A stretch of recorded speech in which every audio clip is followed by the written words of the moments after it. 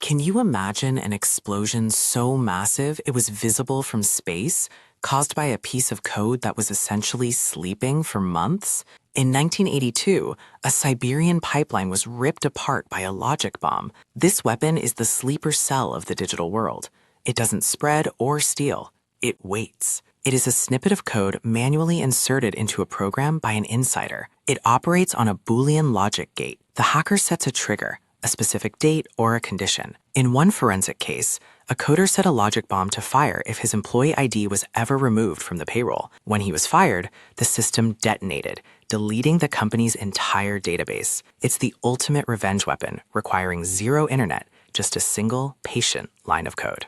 Can you imagine chasing a criminal who changes their DNA, their face, and their fingerprints every time they take a single step? This is polymorphic malware. Most antivirus software works by searching for a signature, a unique string of code, but this weapon has a built-in mutation engine. Every time it replicates, it uses variable encryption keys to rewrite its own outer shell. While the harmful payload stays the same, the code's appearance changes constantly. In 2024, forensic teams found an infection that mutated every 15 seconds. It makes old-school security useless because by the time a patch is created, the virus has already moved on to its next identity. Can you imagine a computer that tells you it's 100% healthy while a hacker is currently using your webcam to watch you sleep? A rootkit doesn't live in your folders. It burrows into kernel mode, ring 0. This is the deepest layer of the operating system that controls the hardware. It uses a technique called system call hooking. When your antivirus asks the computer, "Is there a virus here?" the rootkit intercepts the question and forces the computer to lie. It makes the machine blind to its own infection. To find a rootkit, you can't just run a scan. You often have to physically remove the hard drive and scan it from the outside. It is the ultimate digital parasite.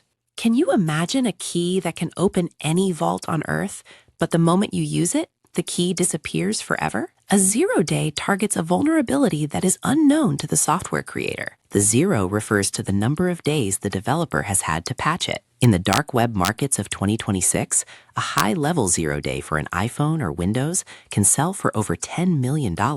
These are the nuclear weapons of the digital world. They are stockpiled by governments for high-stakes hits on nuclear plants or power grids. Stuxnet used 4 of these to melt metal. Because no defense exists, the first time you see a zero-day is usually the moment your system is already destroyed. Can you imagine a hacker taking your entire life's work and turning it into a mathematical puzzle that would take a supercomputer a billion years to solve? This is ransomware. It uses asymmetric encryption, RSA 2048. It generates 2 keys, a public key to lock your data and a private key to unlock it. The hacker keeps the private key and deletes your access. Modern attacks use double extortion. They steal your private data before they lock it. Even if you have a backup, they threaten to leak your secrets to the public unless you pay in Bitcoin. It isn't just a lock anymore. It's a blackmail machine. Can you imagine a computer sitting in a lead-lined bunker with no Wi-Fi and no wires being robbed through its own cooling fan? This is the air gap jumper. It uses side-channel exfiltration. Malware on the isolated computer forces the hardware to leak data using physics. It can force a cooling fan to vibrate at specific frequencies that sing binary code through the air. A smartphone across the room records these vibrations and translates them back into files. Others use the heat of the CPU or the blinking of a hard drive light. It proves that if a machine exists in the physical world, it can be hacked. There is no such thing as offline anymore. Can you imagine a notification asking you to click Update to stay secure? But clicking that button is actually inviting a spy into your house. This is the supply chain attack. Instead of hacking a secure fortress, hackers hack the update server that the fortress trusts. By poisoning a single piece of shared code, they can infect 30,000 companies in one move. In the 2020 SolarWinds hack, hackers hid code inside a routine update. For months, the most secure agencies in the world, including the Pentagon, were being robbed by a program they had verified and installed themselves. It is the ultimate betrayal of trust.